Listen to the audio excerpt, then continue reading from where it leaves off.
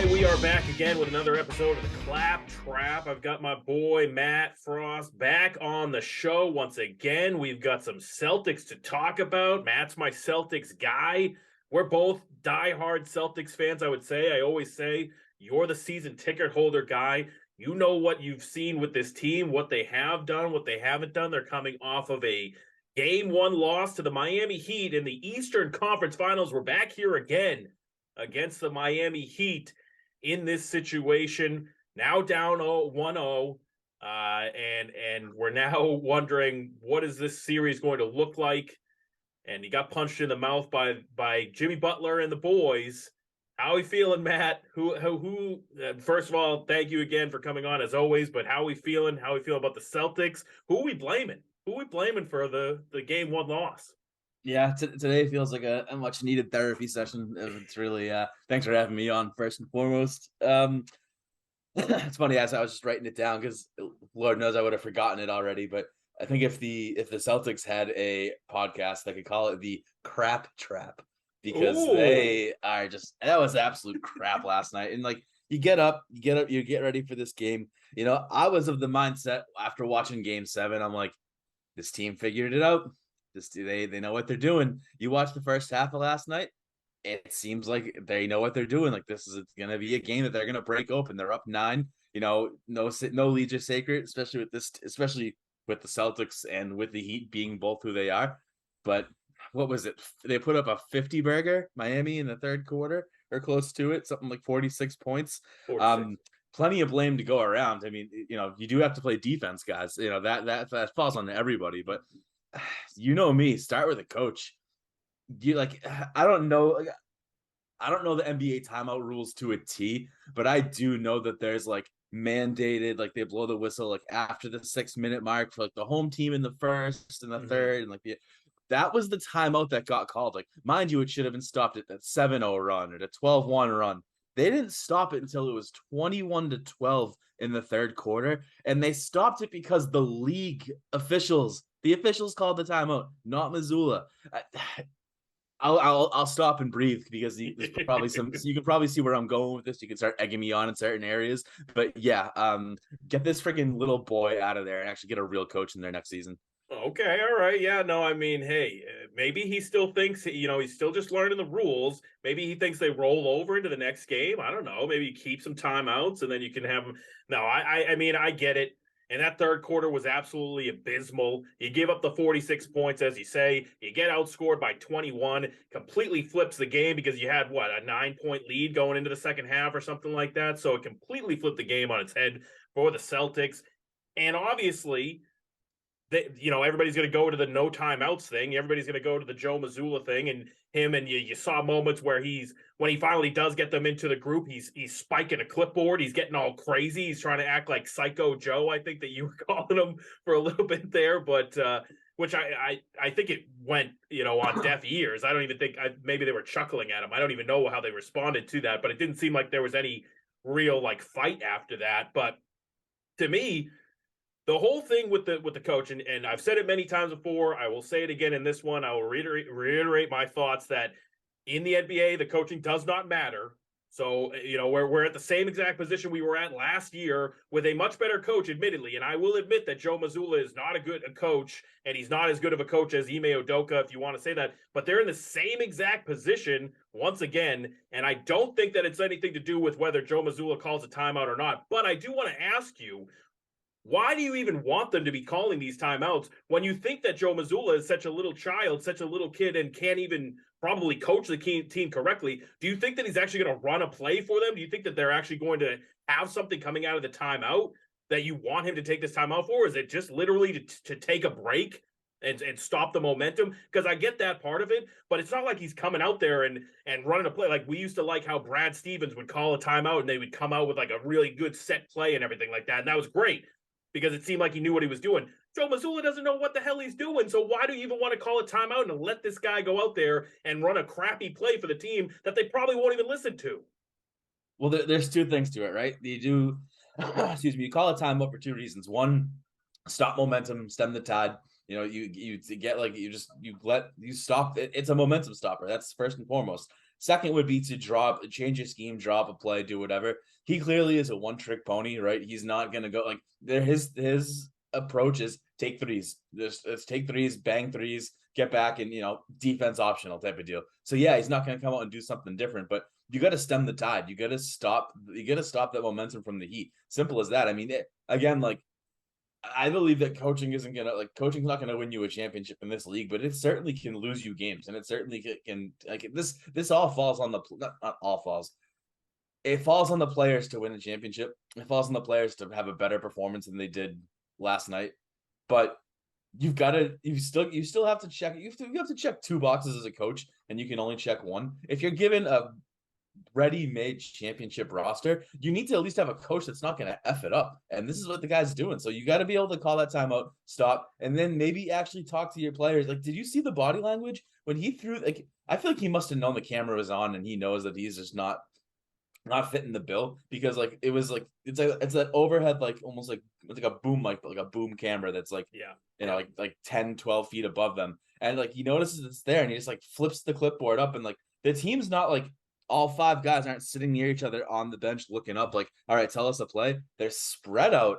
There's the body language is awful. They're not even listening to what he has to say. So maybe you got to just put this all on the players now, because the coach is just not going to be able to do it. But like, and I got plenty in me to go off about Tatum and the rest of the squad, but he also wasn't putting the right players out there to begin with. Why the hell is Peyton Pritchard getting those minutes? So again, you direct me, because I have hatred in any which way that I can go.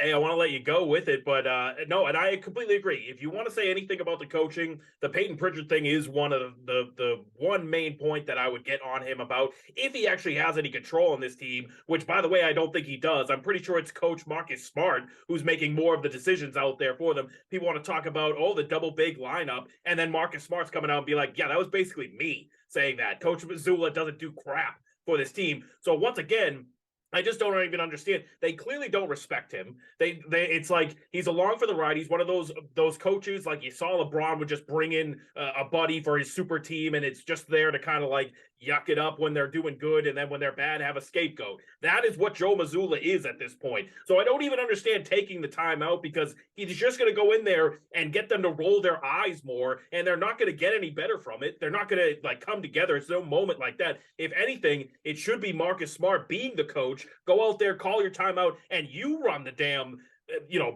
off the court little huddle or something like that. You're going to get something more out of him, something more meaningful than out of Joe Mazzulla. So I still just don't understand.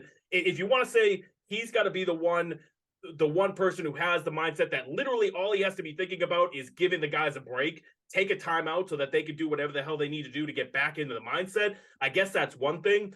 But is anyone actually thinking that he's going to run a play, write up something, call somebody out, say that you need to play better defense, any of that kind of stuff? He's not going to do anything. So I don't – the timeouts, the other thing about that is you said it, yes, in the third quarter, they got basically a TV timeout. That's the only reason that happened. But in multiple situations, because there was a situation in the fourth quarter where they did call a timeout, they tried to run a play, and they immediately turn it over. That happened multiple times in the game. So taking a timeout and coming out of it, it's not like they've done much better. It's not like they've actually, got their head on their shoulders and all of a sudden does something.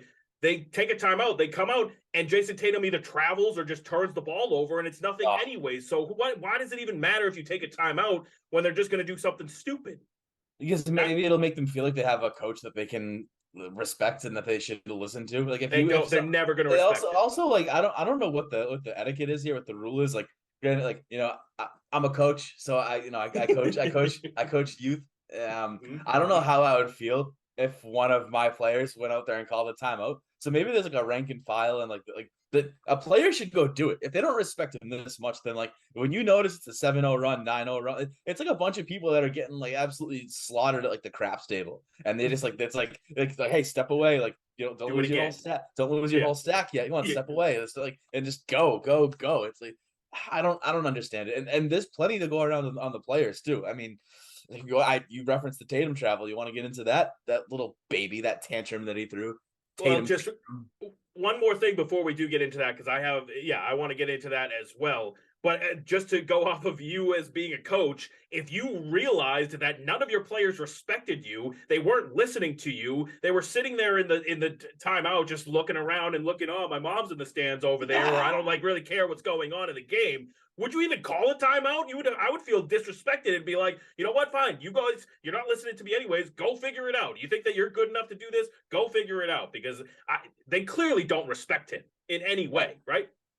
There's a book on me as a coach, and it is I don't have any timeouts in my pocket at the end of the game. I burn them all. And, if I want to sub, I'm not gonna. If I want to stem the tide, get a sub in there, I'm using the timeouts. If you get 5, I'm not gonna. I don't have any reason to hold on to it. If you're going to tell me that they're going to use the timeout so they can call up to Brad Stevens and be like, Brad, can you write us up a play? That's one thing. But otherwise, Joe Mazzulla, don't even take the timeout, because I think that you're actually making things worse by you going out there and throwing a clipboard and trying to act like you're actually coaching this team when you're clearly not. You're just not doing anything. The camera's on. Like, oh, I'm so mad. I'm so mad. That's and great. then the media, like his media responses are piss poor. Yeah. Like we won 3 quarters. You lost the game. You lost the game, though. No, but it's the comment about how, like, he's always focused on the offense. The offense needs to be better. We need to do more offense. Like, if you at any point, this Celtics team is at its best when it actually gives a crap on defense for once. And that's what brings me to the point about how much I'm upset about the players as opposed to the coach. Because at the end of the day, once again, as with every single series that we see with this damn Celtics team, it's about when are they going to put in the effort. Because when they put in the effort on defense, when you see Rob Williams going out there and making crazy plays, blocks, all this kind of stuff, when you see Brown and Tatum both engaged on both sides of the floor, they're unbeatable. They're unbeatable. And I guess you could say it's also when they're just knocking down threes left and right. But when they actually give a crap about defense like they did last year, which you could say that's Ime Udoka's mindset or whatever, but I've seen it at times this season where they could be that same exact defensive team. It's just whether or not they give a crap. That's what's infuriating to me. That's what makes you want to rip your hair out when you're watching this team, because it's just an effort thing, in my opinion. It's not about whether the coach calls a timeout. It's not about whether or not their threes are even dropping. It's about giving a crap on defense and getting in the other team's face and stopping them, not letting up these easy plays. There's scheme to it, though, too. Like, why is Peyton Pritchard on Jimmy Butler? That's not the player's fault. But like, I'm not gonna get mad at Peyton Pritchard for being in the game. Like, he got the switch. Like, what? Like, don't be in the game. Like, if the Miami Heat were the lowest scoring team in the NBA this season. Think about that. They snuck in as the 8th seed. So you're talking about record-wise, the worst scoring team gets in. They're middle of the pack in terms of record. They squeak in. They're manhandling these teams going through here so far in the playoffs. I'll be honest, I put $25 on them to win the East when they went to overtime. When they were going into overtime against the Bucks, I was like crazy. I'm like, this is the best team ever. I'm doing it. Yeah, you love Jimmy Butler. $25 wins $600, and it also wins about $1,200 if they won the championship. So, wow, $25 investment ain't that bad. So who you rooting for again? I'd like to have $500. I don't need $500. All right, a little bit different. Right. I need a championship because 07's not cutting it anymore.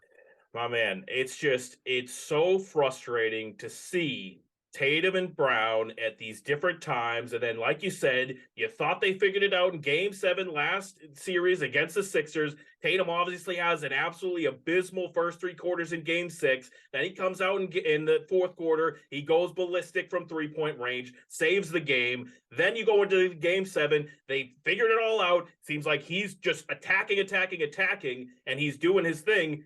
Then you go into this game, and I don't know if you want to call it like a fatigue thing or something like that, but he just didn't have the same game. And then on top of it, I can't believe I'm actually going to say this, but how does he only get 3 threes up in the game? How is he not shooting more threes in this game? I know that Joe Mazzulla wants it. I know that Tatum wants it. He loves shooting threes. How do you only get 3 shots off, or 3 3-point shots off? How do you only get one shot in the 4th quarter off, or 3 shots in the entire second half, whatever it was? Ridiculous that he wasn't more a part of the offensive flow, especially after the great Game 7 performance you just had. How does that even happen? I don't understand it. I don't know how. I don't know if that's like players revolting against him. I'm sure it's not. But how do you have 4 shots in the second half? Where does that happen? You have to imagine it's just him checking out. I'd have to rewatch the game to like really like to understand like why the hell the ball's not flowing through him, because he doesn't come out of the game.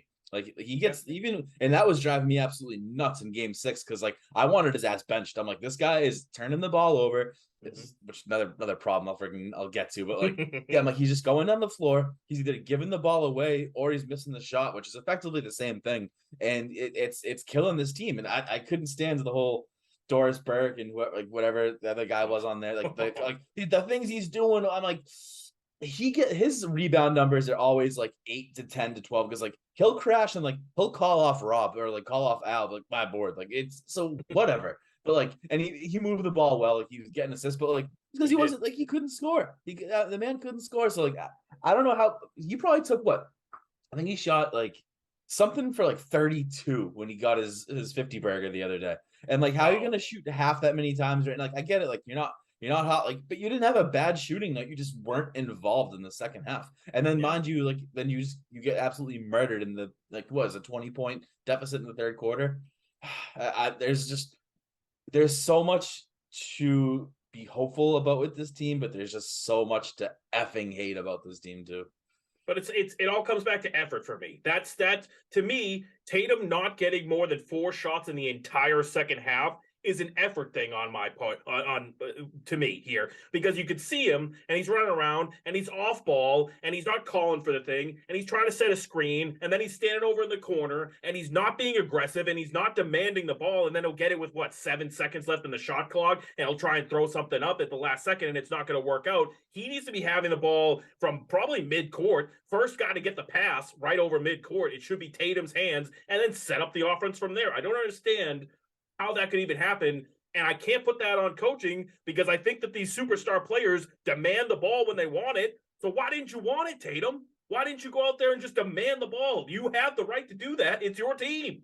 It's so true. And you see the MVPs and MVP candidates, right? Like Embiid will take the ball and dribble it up the floor, right? He'll run like the point forward, point center. Like Jokic all the time. Like he'll do it all the time. I mean, that's so. And those are big guys, and they're bringing the ball up the floor. So you're gonna tell me a 6'9" wingman who's got the skills that Tatum has can't like look around and quarterback that offense? That's like LeBron did it forever, still does it to this day. Like he's got Austin Reeves a little bit. Like he's played point guard, point forward of like at the various points in his career. Mm-hmm. Tatum should make the ball run, like flow through him. There's an identity problem with this team. Like that's the thing. It's like, well, you go back to who's the real heart and soul of this team, because sometimes it's Jaylen Brown. We had conversations about how it feels like Jaylen should be leading the team sometimes. And then all of a sudden Tatum's shot's on, so he's leading the team. And then you always got Marcus Smart, who's doing his thing. He wants to be leading the team. And by the way, Marcus Smart played the absolutely perfect Marcus Smart first half I've ever seen. What, he had 1 shot, 10 assists. Guy was absolutely money. Defensive plays, effort, all that kind of stuff. And then I don't know what happened in the second half, but then I saw him starting to shoot threes again. He was starting to get involved in the offense from that side of things, and which was like, what are we doing now? We're ruining everything. It seemed like everybody played the perfect way that they should in the first half, and then it just completely flipped coming out into the second half, which to me, and I don't think that the stats back this up for some reason. I was looking into this. The third quarter always feels like a letdown quarter for this Celtics team. It's been that way for years for them. They don't come out of halftime strong, whether it's Ime Udoka on their butts or it's Joe Mazzulla. They just don't come out of halftime, it seems, strong here. That obviously was the case in this one. You completely changed the game, and it's ridiculous. But I thought in the first half, they were fine. It was a rock battle, right? Or whatever, throwing stones at each other there, back and forth, and you just barely get a lead heading into halftime. Then you come out completely flat in the third quarter. It's crazy to me.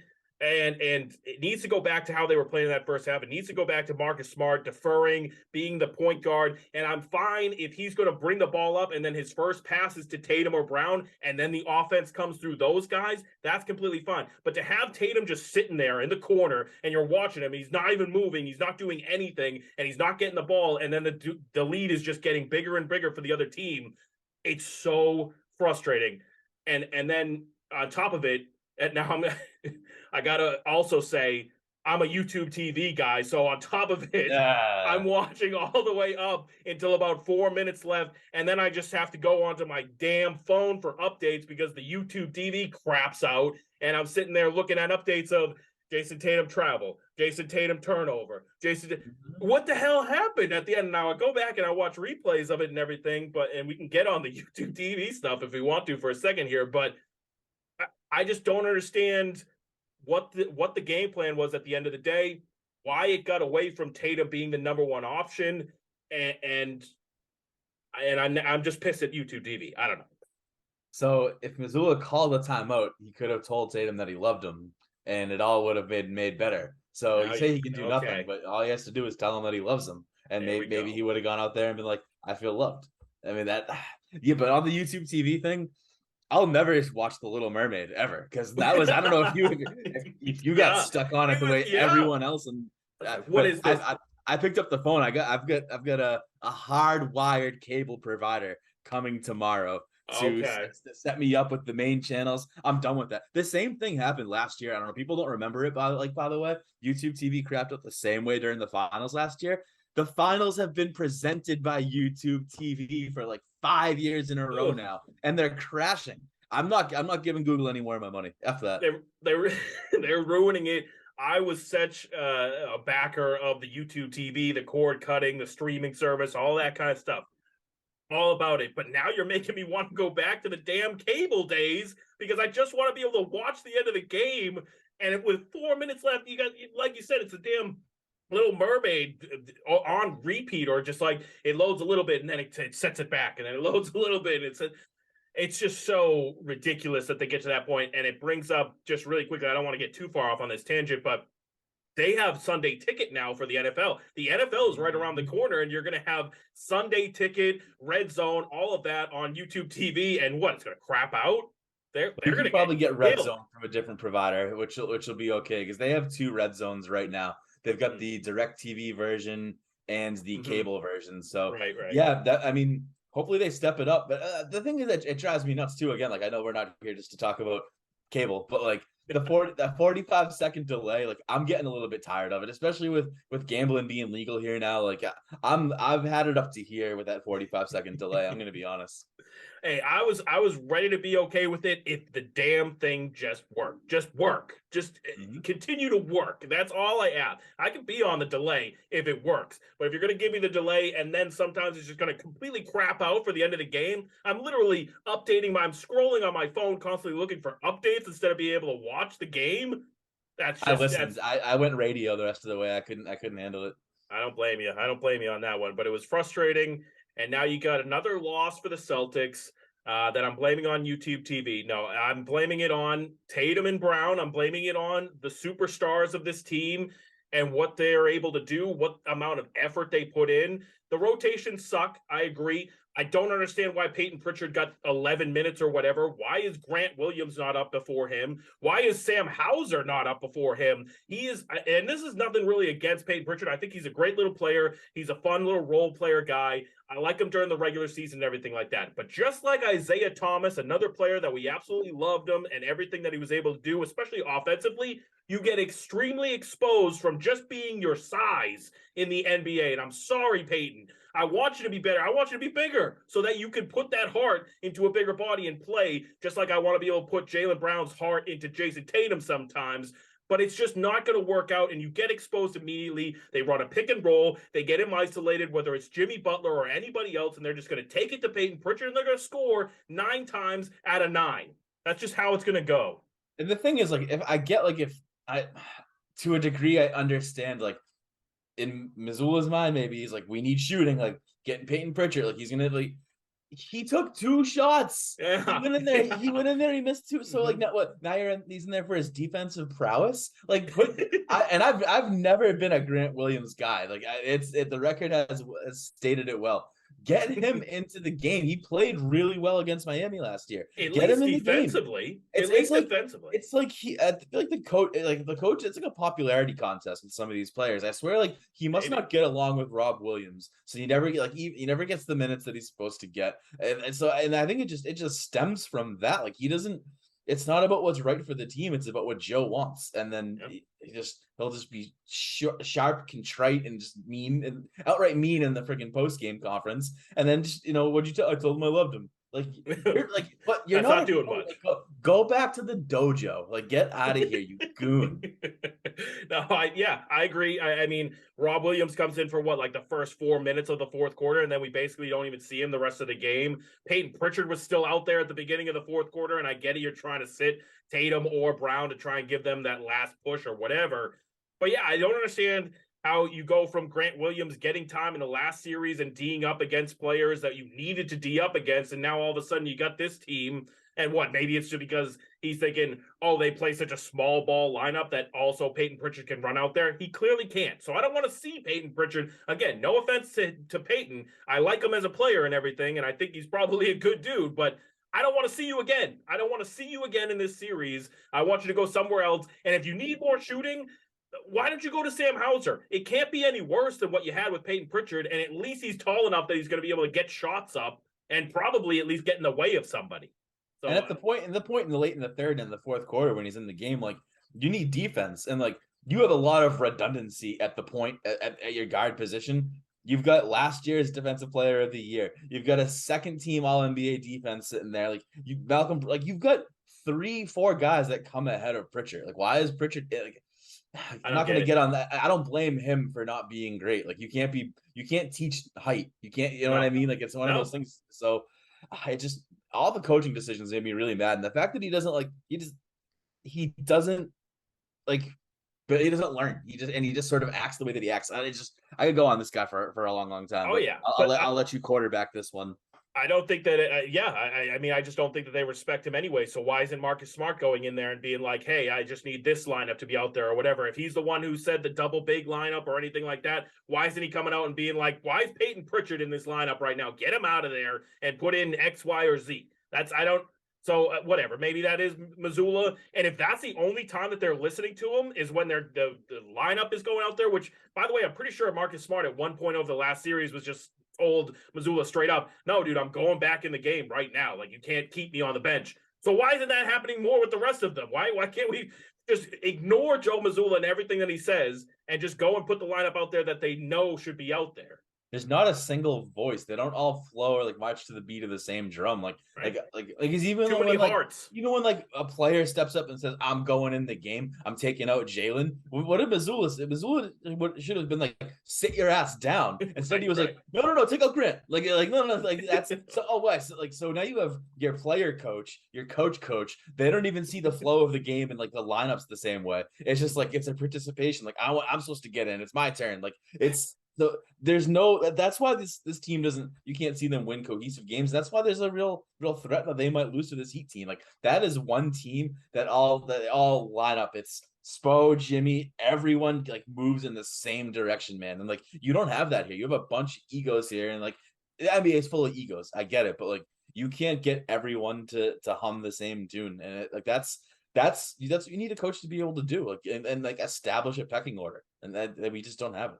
It is funny, though. I will say it is funny that, nowadays we all call Spo this great coach and everything. But I'm pretty sure back when you had the Heat team with LeBron and the super team and everything like that, people were acting like they were winning in spite of Spoelstra pretty back then. So he didn't see it. Now he's become this great coach, which I get it. He's then made his teams go a lot further than you would think. But I think I find that funny. But the whole Peyton Pritchard thing and guys like that, I get it. Role players, you want them to be able to come in. You want shooters to come into the game, and you want them to be effective. I get that. And maybe it's because they were at home, and if it was on the road, you wouldn't be seeing Peyton Pritchard or something like that. But now we're seeing a team that has been over the last 3 years, last 3 seasons, a 500 team at home. I believe they're 11-11 or something like that over the last couple of seasons at home in the playoffs, which makes no sense to me how they can just squander such what I think is the last remaining like home advantage in sports is in basketball. Basketball, the crowd actually affects the game. I don't think that happens in hockey. Maybe some in football. Apparently doesn't happen in hockey. It apparently doesn't happen in hockey. And then baseball, who cares? But in basketball, I think that actually affects the game, and you get such a momentum boost at home, and your role players should be stepping up, and yet they're still a 500 team. Why do you think that is? Why do you think that they're still at this point? They can't at home take care of business? maybe I mean I don't know the answer to this, but maybe they're just a little too relaxed. I mean, like you see him in in big games, right? Game 7, like they stepped it up and they but like maybe they're just I don't they don't have like this killer mentality where like they don't win the like if they don't have to win the game, they don't they don't win it. And like I guess a lot of these games just sort of fallen at home because they've had one of the better records, especially the past 2 years. I can't remember 3 years ago, but like what they were the 2 seed last year, 2 seed this year. So and like so they get more home games, but the fact that they don't try when they don't have to, I mean that's really just the product of it. And like their record just allows them more home games. So like that's why there's a bigger sample size, but they don't try games they don't like. I would eat my shorts if they lost game 2, and not because like oh this team's gonna bat like it's just they'll do it because they know they need to win it, and then they'll probably go lose game 3, and it's that ever frustrating thing where it's like, can you just go out there and win a game like that you don't have a fire under your ass to go win?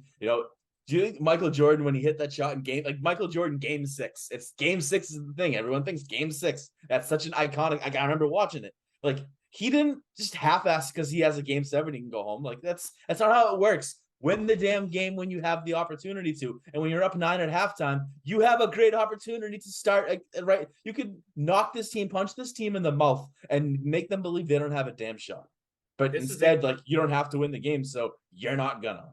This is exactly the reason why, as much as I do think that Joe Mazzulla is a bad coach, it's more about the effort that they put in. You just nailed it on the head. When they think they don't need to win this game, they don't care. They don't put in enough effort, and then things like this happen. In a game 1 of a 7-game series, they are not thinking about this is a do-or-die game or we need to get out to a hot start. They're thinking, hey, if our threes are hitting tonight, we'll probably win this one. If not, whatever, game 2, we'll come back. We do it every time. Who cares? So it's all an effort, a mentality thing to me. It pisses me off, but I still think Celtics in 6. I still think they're going to come back, make the adjustments. I believe they're going to win game 2. I think they'll probably win game 3 as well, and then they'll lose game 4, and then it'll just go back and forth because they'll think game 2 and 3, we need to win these. We need to come back and we need to get the advantage in the series once again. And then they'll coast through game 4.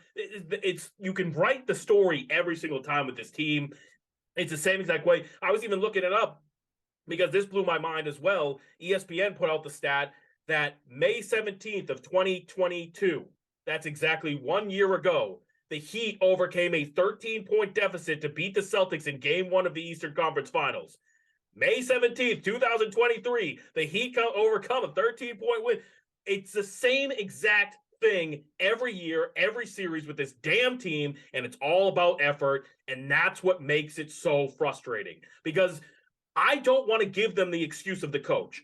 Yes, it's a bad coach. He's doing bad things. He's not calling timeouts. I get it. But if you give these players the excuse, which they will take every time, they listen to sports radio, they listen to what every single person is saying, what every fan is saying, and they come out afterwards and they're like, well, the fans aren't showing up enough. You better show up next game and stuff. And they call them out because they're listening to every single thing that everybody says. And then when somebody comes out there and is like, you guys aren't showing up enough or something like that, they get all pissy about that. And they just do it every single time.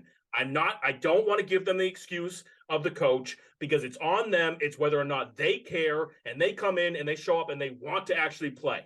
Whether Joe Mazzulla takes a timeout or not should not be, it's not getting in the way. It's frustrating. You could say that it's the wrong thing and he sucks as a coach. I'm fine with all of that, but it is not getting in the way of them being able to be the championship team that they should be. That's what's frustrating.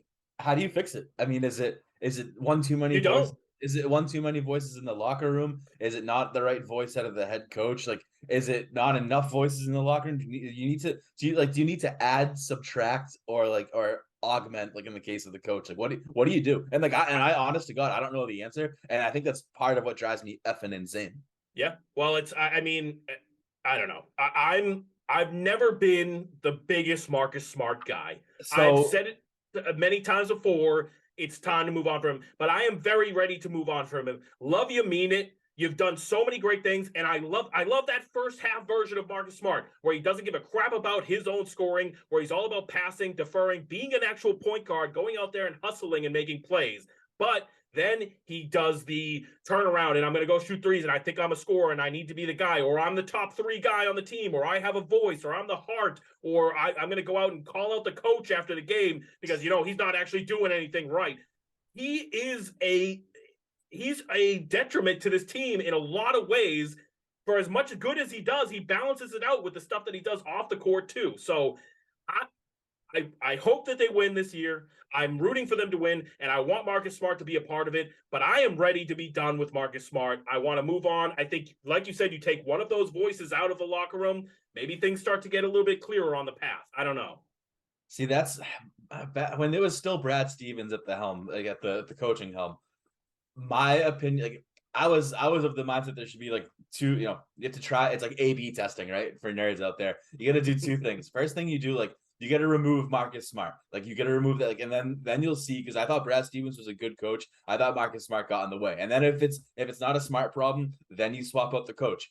But they obviously went in the, I'd say reverse order, but they did that the NBA 2K move where you can fire your GM, elevate your coach, and then bring in a new coach. And when they played so well and they had the defensive intensity, and he won DPOY, I sort of gave up on my take of like, hey, you got to ditch Marcus. But now I do agree. There's one too many voices. If the coach isn't going to be your voice and the drum beat that everyone marches to, then you gotta do something to make it happen in the locker room. And there's just too much. There's too much ego, I guess, in there. There's too much like, I was here first, like, and Marcus was there first, but like, it doesn't matter. Like, we need exactly. It does not matter. That's what he's doing though, and that so it is too many cooks in the kitchen. It's whatever analogy you want to give there. Marcus being there is a detriment as much as it is a plus for this team. And so you take that out and you see what can happen. And maybe that's not it, but you can't have a guy who thinks he's the coach and goes out there and says, the coach isn't doing anything right. He deserves all the criticism. And then it's like, also, I'm the one making the changes to the team. Like, it's just, you're undermining people and players, and it's just causing too much controversy. I think that's where it's got to be. I think that's where the change has to happen. What do you trade him for? What do you get? What do you get? Like, what position do you go for? I don't think you get much because no, that's wrong. No way. Well, no, only because I think that he's only good for certain teams that are like right there. A lot of teams are not going to trade for him because it's like, why do I need a Marcus Smart if we're the Pelicans, or why, like a team that's not really like in the hunt for a change. Marcus Smart is great for a team that needs that extra little defensive push or something like that. But I think that hurts his stock because most teams aren't really looking for that. So right. I don't know. Yeah, I don't know. I think you'd have to look for like, big player, like big, like a stretch 4, stretch 5 type of deal. I don't know, but I don't know. But maybe we'll get lucky. We'll win a championship and we'll trade him away.